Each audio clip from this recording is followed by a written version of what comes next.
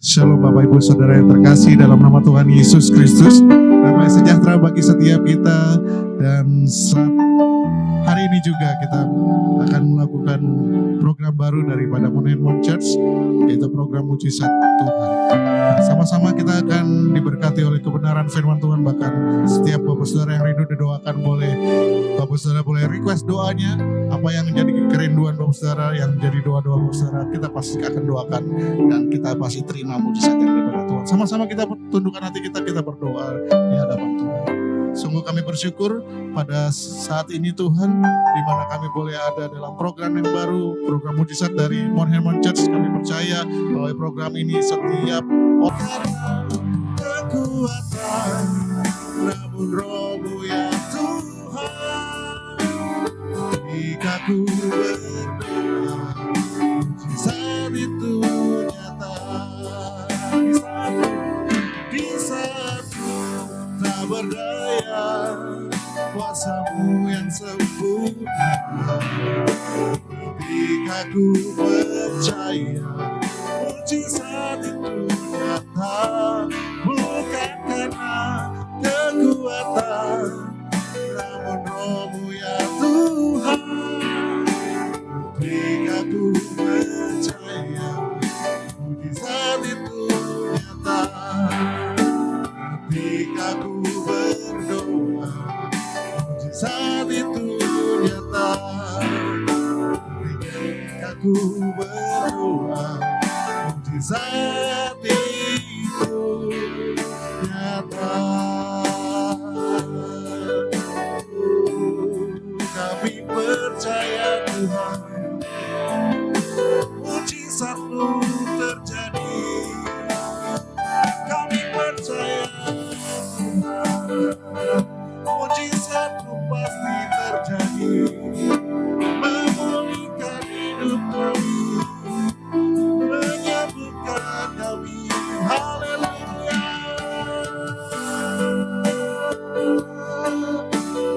Kami percaya Tuhan, kuasa-Mu mengalir, memulihkan, menyembuhkan, membukakan jalan bagi kami. Tak ada yang mustahil bagimu. Oh, mari angkat suaramu, angkat hatimu. Kami percaya Engkau sanggup memulihkan. Terpujilah nama-Mu. Haleluya.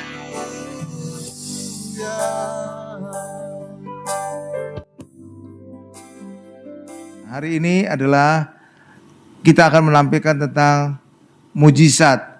Sebenarnya orang Kristen tidak perlu ngejar mujizat. Karena apa? Karena tanda-tanda orang percaya, tanda-tanda orang Kristen adalah adanya mujizat. Dan itu dikatakan di dalam Markus 16 ayat 17 sampai dengan 18. Nah, sebentar Ibu Flora Anggreni, Evangelis Flora Anggreni akan menjelaskan tentang contoh mujizat yang dilakukan Tuhan Yesus kepada orang yang lumpuh 38 tahun di kolam Bethesda. Silakan Bu. Ya, Shalom Bapak Ibu semua. Sangat senang kita akan membahas tentang Yohanes 5 ayat 20 ayat yang ke-2 sampai ke-18 secara singkat, bahwa bagaimana mujizat itu masih tetap ada sampai hari ini. Kita tidak bisa membatasi kuasa Tuhan, karena tiada yang mustahil bagi Tuhan kita, Yesus Kristus, yang akan terus bekerja sampai hari ini mengerjakan pekerjaan Bapaknya, yaitu dengan pengalaman setiap orang bisa menjadi alat di tangan Tuhan, menyembuhkan orang sakit, dan juga bisa melakukan hal-hal yang besar, yang lebih banyak lagi orang bisa dimenangkan, baik di dalam pelayanan, doa-doa yang dinaikkan. Kiranya itu boleh menjadi berkat bagi kita semua. Mari kita melihat bagaimana Tuhan Yesus menyembuhkan orang yang sakit sudah 38 tahun. Tidak ada harapan, tetapi Tuhan memberikan kasih karunia kepada orang tersebut untuk mendapatkan kesembuhan. Bapak Ibu, kita melihat bahwa orang ini sudah 38 tahun. Tidak ada harapan bagi dia karena dia lumpuh. Sedangkan orang-orang yang berada di sana itu adalah orang-orang yang buta, timpang, dan yang tidak bisa bergerak. Kenapa demikian? Hanya orang-orang demikian saja yang ada di kolam itu. Bapak Ibu, kita melihat bahwa orang-orang ini akan mau berlomba-lomba berebut masuk ke dalam kolam Bethesda. Sebetulnya kolam Bethesda ini diberikan yaitu untuk tempat bagaimana orang-orang mempunyai pengharapan. Tetapi mereka mendapatkan kesulitan bagi orang buta untuk masuk, untuk berebut ke tempat tersebut. Bahkan juga orang yang lumpuh ini sudah 38 tahun. Yang pertama kita melihat bahwa Yesus telah tahu orang ini sudah menderita demikian lama. Tetapi bagaimana dia datang kepada orang tersebut, dia mengatakan, maukah engkau sembuh? Bapak Ibu, orang ini tidak langsung menjawab ya. Tetapi dia mengatakan tidak ada orang lain Tuhan yang bawa aku masuk ke dalam kolam. Sehingga aku masih tetap seperti ini. Bapak Ibu semua, dari jawaban orang ini kita bisa melihat bahwa orang ini mempunyai ketidakpercayaan akan mujizat itu. Bahwa Yesus adalah Tuhan yang punya kuasa, yang punya otoritas. Dan setelah akhirnya orang itu mengatakan demikian, Tuhan berkata kepada dia, angkatlah tilammu dan berjalanlah. Saudara, kita melihat bahwa penyembuhan ini sudah berlaku atas orang itu. Tetapi kita dapati bagaimana orang ini tidak mengucap syukur ya. Kalau kita melihat bahwa perjalanan orang-orang yang sudah disembuhkan itu ada hal-hal yang kita lihat. Orang ini nampaknya kurang bersyukur. Ada ketidakpercayaan kepada Tuhan. Nah, lalu kita melihat lagi bagaimana orang ini selanjutnya. Dan dikatakan di dalam Injil Yohanes ini bahwa Yesus menyembuhkan itu pada hari Sabat. Kenapa Yohanes menutupnya dengan hari ini adalah hari Sabat? Nah, ini menjadi pertanyaan yang sangat menarik. Bukan berarti pasal tersebut ditutup dengan hari Sabat itu selesai. Tetapi masalahnya masih ada. Bahwa orang yang sudah disembuhkan ini nanti di ujungnya kita lihat lagi. Bagaimana dia meresponi kesembuhan itu. Yaitu dengan hal-hal yang kurang baik. Kita lihat lagi nanti. Bapak Ibu, coba perhatikan pada ayat yang berikutnya, itu di dalam ayat yang ke-10 dan ke-11. Bagaimana orang itu ketika ditanya sama para pemuka agama, dikatakan, oh kenapa kamu pada hari Sabat ini mengangkat tilammu dan kamu berjalan?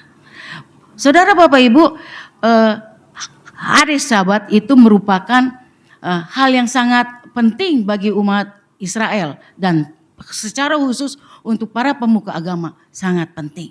Tetapi kita melihat hal-hal ini membuat mereka dikucilkan, ditentang, dan bahkan orang ini pun juga dikonfrontasi. Bagaimana dikatakan kamu seperti itu melanggar hukum Taurat yang ke berapa? Keempat ya Bapak Ibu. Lalu kita melihat lagi bagaimana kesudahan orang ini. Aku tidak tahu siapa yang menyembuhkan kamu. Itu orang itu, aku tidak tahu siapa orang itu.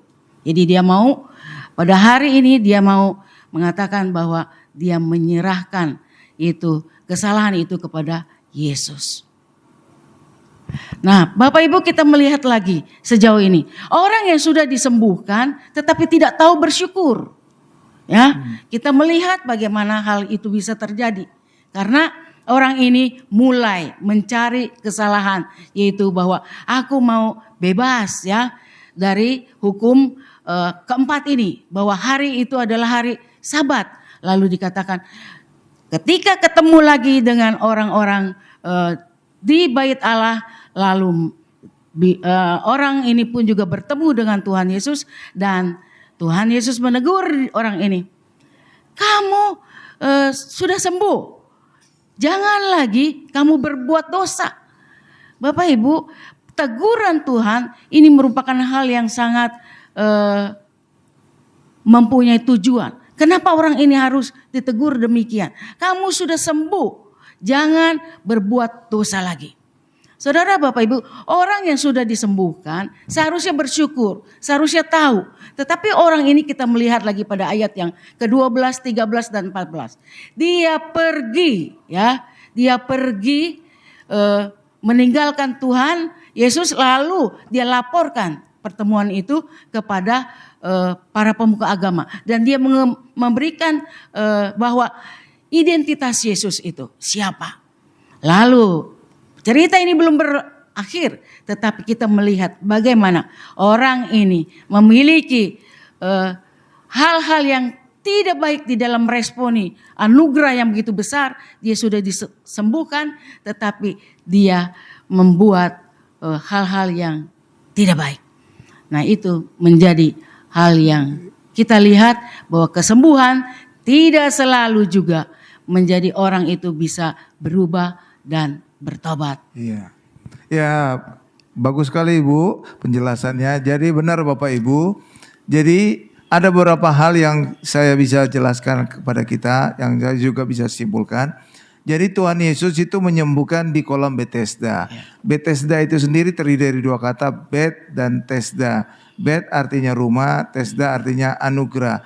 Jadi di rumah anugerah. Jadi walaupun di rumah anugerah, orang lumpuh tadi mengalami kelumpuhan 38 tahun. Dan itu menjadi gambaran juga bagi orang Kristen. Walaupun kita di dalam Yesus yang adalah sumber anugerah, kalau kita tidak punya iman, kalau kita tidak benar-benar berharap kepada Tuhan, seringkali kita tetap ada di dalam masalah. Tapi ketika Yesus datang menawarkan kesembuhan, menawarkan berkat, terima, tanggapi, responi dengan baik, maka kita juga akan disembuhkan seperti orang lumpuh tadi. Demikian juga Tuhan Yesus menyembuhkan pada hari Sabat.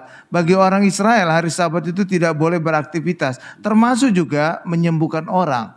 Dan itulah sebabnya mereka mengkritik Tuhan Yesus. Tapi kenapa Tuhan Yesus seringkali menyembuhkan pada hari Sabat?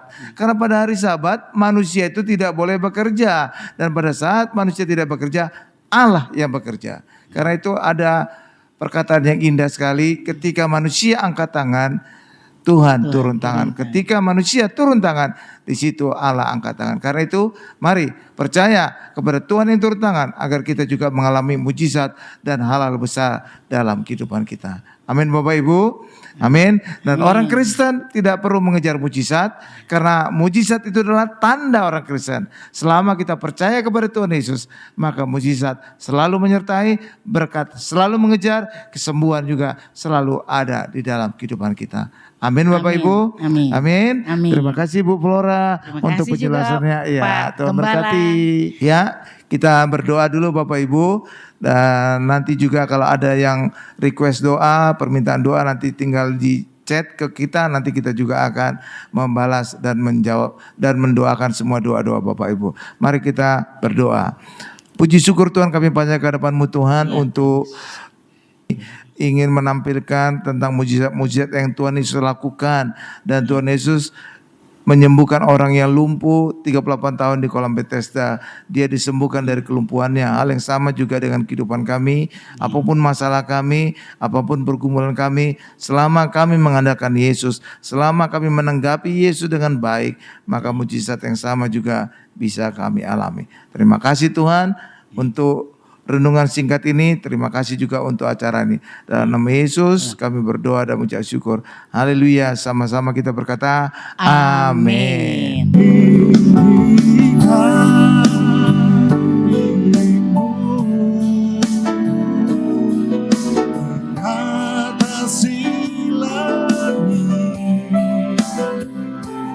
Kemuliaan